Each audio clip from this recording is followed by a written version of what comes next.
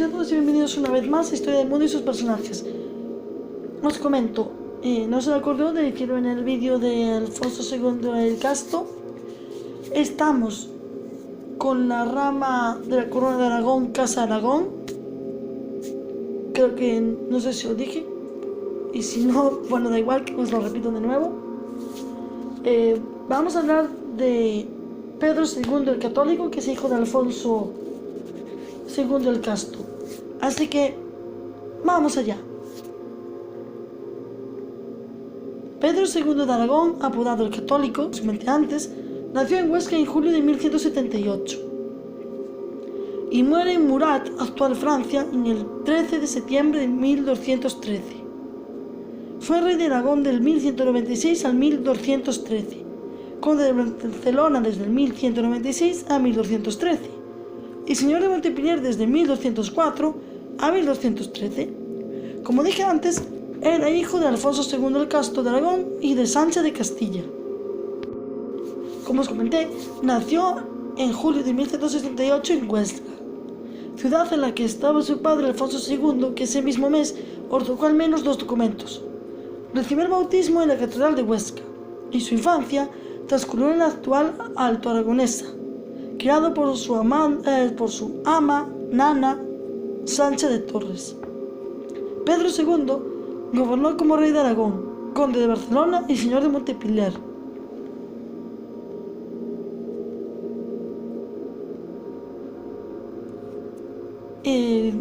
Puso reconocimiento sobre Sobarde y Ribagorza, aunque esos títulos se omitieron desde Alfonso II. Estos eran antiguos condados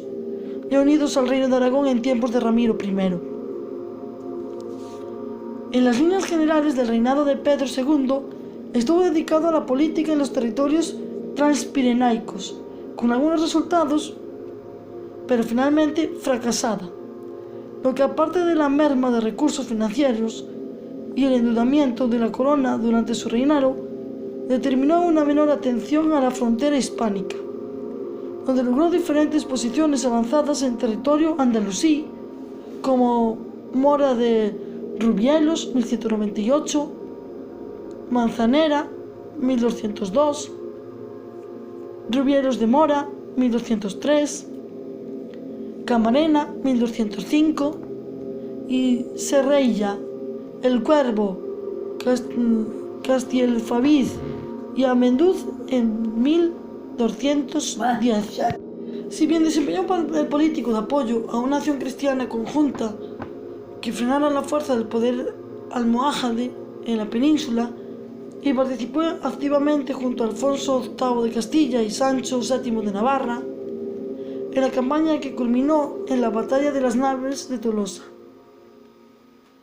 1212, un triunfo cristiano según muchos decisivo y de gran resonancia, ya que en aquellos momentos Pedro II renovó la infundación o vasallaje de Aragón a San Pedro, al igual que ya hicieron tiempo atrás Sancho Ramírez y Pedro I. Con su coronación por el Papa Inocencio III en el monasterio de San Pancracio de Roma en noviembre de 1204, adquiriendo también el compromiso de la concesión del papado de una suma anual, esta política de legitimación papal le convirtió en el primer monarca del reino que fue coronado y ungido. A partir de él, y por concesión de la Santa Sede en bula dictada del 6 de junio de 1205, los monarcas aragoneses debían ser coronados en la Seo de Zaragoza, de las manos del arzobispo de Tarragona, tras solicitar la corona al Papa, formalidad que implicaba el permiso de Roma, haciéndose extensiva esta prerrogativa a las reinas en 1206. Casado en 1204 con María de Montpellier, un matrimonio guiado por sus intereses en el mediodía francés, que le proporcionó la soberanía sobre la ciudad de Montpellier, su escasa vida marital estuvo a punto de crear una situación de crisis sucesoria. Por falta de heredero, la reina María dio finalmente un hijo, Jaime I, que garantizó la continuidad de la dinastía, aunque hubo un intento de divorcio que que el Papa no concedió, para casarse con María de Montferrato, heredera nominal del reino cruzado de Jerusalén, por entonces existente ya en la práctica. Murió el 13 de septiembre de 1213 en la batalla de Muret, cerca de Toulouse. Pedro II no renunció a la política en Occitania, y con él se dan a la vez la culminación y el fracaso de esa política en la corona de Aragón, que heredada de la Casa Condal de Barcelona desde el siglo XI, a las campañas con ayuda de magnates ultrapirenaicos de Alfonso I de Aragón, su padre Alfonso II, había cancelado de su condición de rey de Aragón. Ramón Berenguer I había iniciado en oposición de los condes de Tolosa una política de penetración en Occitania del condado de Barcelona con la adquisición de los territorios de los condados de Carcassona y Rases, más tarde perdidos en manos de los Trencabel, que continuó en el siglo XIII con Ramón Berenguer III y IV, consolidando su posición en la zona como condes de Provenza y obteniendo entre 1130 y 1162 el vasallaje de numerosos señores de la zona. Alfonso II, en el contexto de la expansión almohade, que actuaba de freno de la expansión hacia el sur de la península ibérica, pero ahora también como primer soberano titular de la corona de Aragón, había reforzado su existencia en Occitania frente al expansionismo del condado de Tolosa, y estuvo a punto de crear un reino pirenaico que gorbara las cuencas del Ebro y del Garona. Pedro II sería quien con más decisión lo intentara hacer realidad, culminando la tradición dinástica occitana, ahora en un nuevo contexto de alianzas ante el intento de expansión en la zona de otra monarquía rival, los Capetos. Pese a que el condado de Provenza perteneciese a la Casa de Aragón, había sido asignado a su hermano Alfonso II de Provenza, pero Pedro II mantuvo su actividad en aquel complejo tablero de intereses marcado por su monetización política, el intento de expansión francesa sobre ella, el desarrollo del catarismo y los consiguientes conflictos con el Papa Inocencio III, interesaron e erradicaron al imponerse en la zona. En el 1200 concertó el matrimonio de su hermana Leonor y Raimundo VI de Tolosa en un concilio de Bagneres de Luchon. En 1201, Bernardo IV de Comminges se hizo vasallo del rey de Aragón y a cambio de la entrega del Valle de Arán, que pertenecía al rey católico. En el 1202 se celebró la boda del conde de Tolosa con la infanta Leonor. En 1204 Pedro II se casó con María, heredera del conde de Montpellier, teniendo además como vasallo a Ramón Roger Trencabel, vizconde de Vicers y Carcassona. Ese mismo año intervino en la zona forzando una paz entre su hermano, el conde de Provenza, y el conde de Forcalquier, aliado de Pedro II. Asimismo, se hizo feudatario de Santa Sede en noviembre de ese mismo año, sin duda con las mismas propuestas que jugando el papel político en la zona desde una posición de preeminencia y legitimidad en su condición de rey, coronado por el Papa y distanciado del catarismo, contra el que tanto en Provenza como en Montpellier se tomaron algunas medidas, teniendo que sofocar en esta última ciudad una revuelta en 1206, por otro lado interesado en una alianza con el Sacro Imperio Romano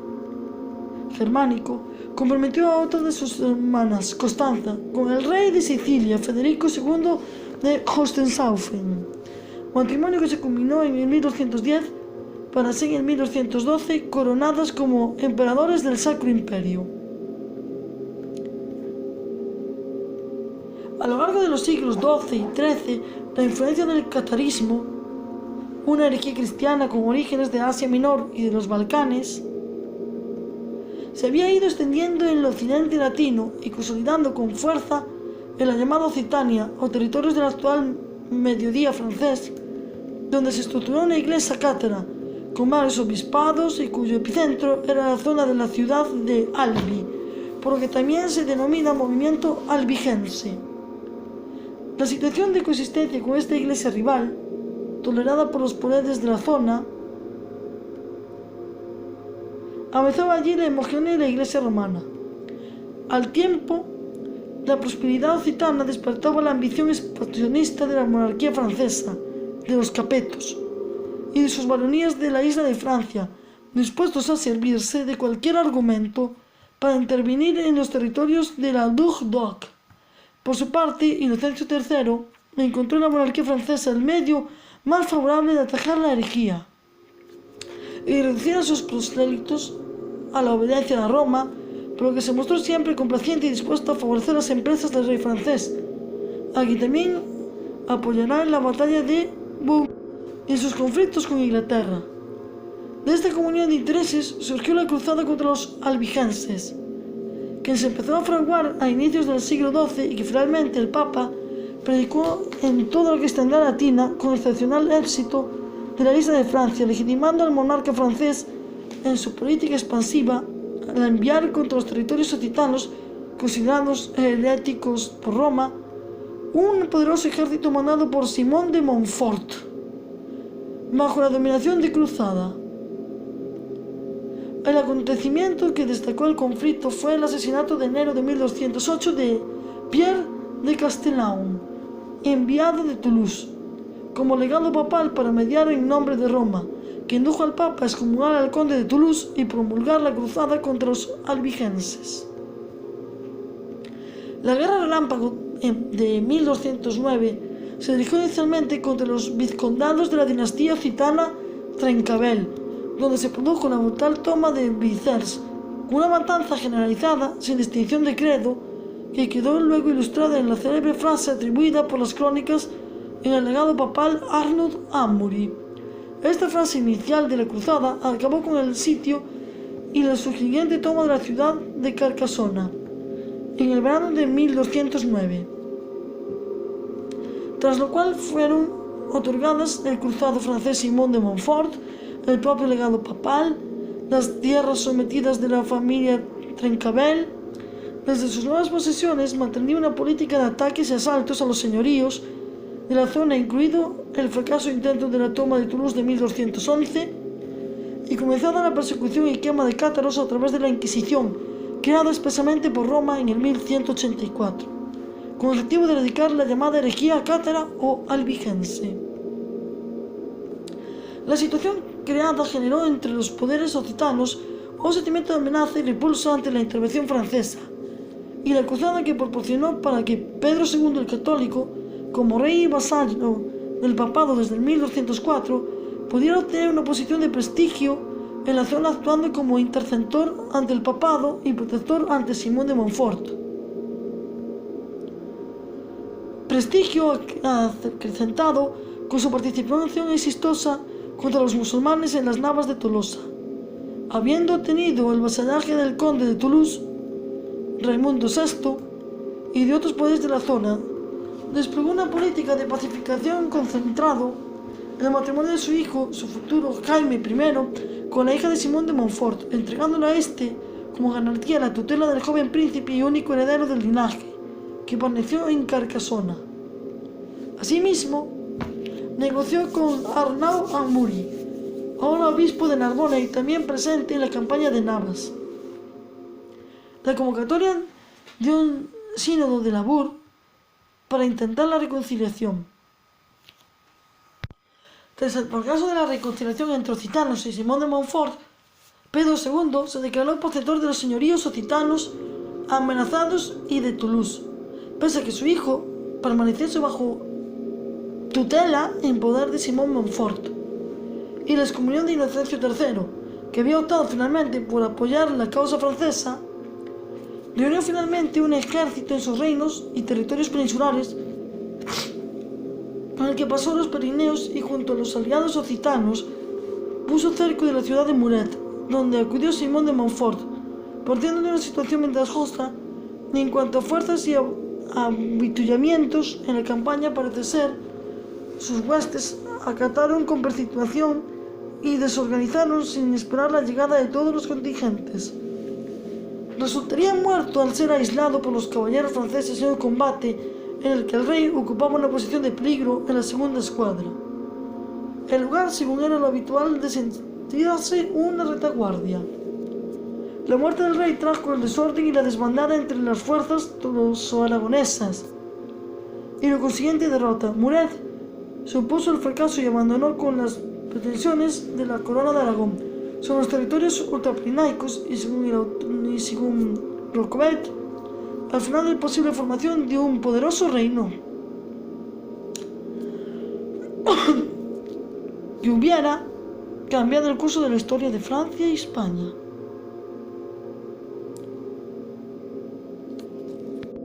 Muerto Pedro II, Simón de Montfort mantenía aún en custodia a Jaime, el heredero al trono que había quedado en ese mismo año, 1213, huérfano de padre y madre. Al morir también la reina María de Montpellier con solo 33 años en Roma, donde había viajado para defender la insolubilidad de su matrimonio. Ante esta situación, los nobles aragoneses y catalanes posiblemente solicitarán la restauración del joven heredero a Simón Montfort. Se envió una embajada al reino de Roma para pedirle la intervención a Inocencio III, quien en bula y por medio del legado de Pedro de Benevento exigió fundamentalmente a Simón Montfort la entrega de Jaime, que se produjo finalmente en Narbona. Siendo un niño, Jaime I de Aragón cruzará por primera vez los Pirineos para ser, junto a su primo Ramón Berenguer V de Provenza, formado y educado con los templarios de Aragón y en Monzón, poniéndose antes de Lérida, donde juran fidelidad a unas cortes conjuntas de Aragón y Condado de Barcelona. Y hasta aquí la historia de Pedro II el Católico. En el siguiente vídeo nos toca Jaime I el Conquistador, padre del gran Pedro III el Grande.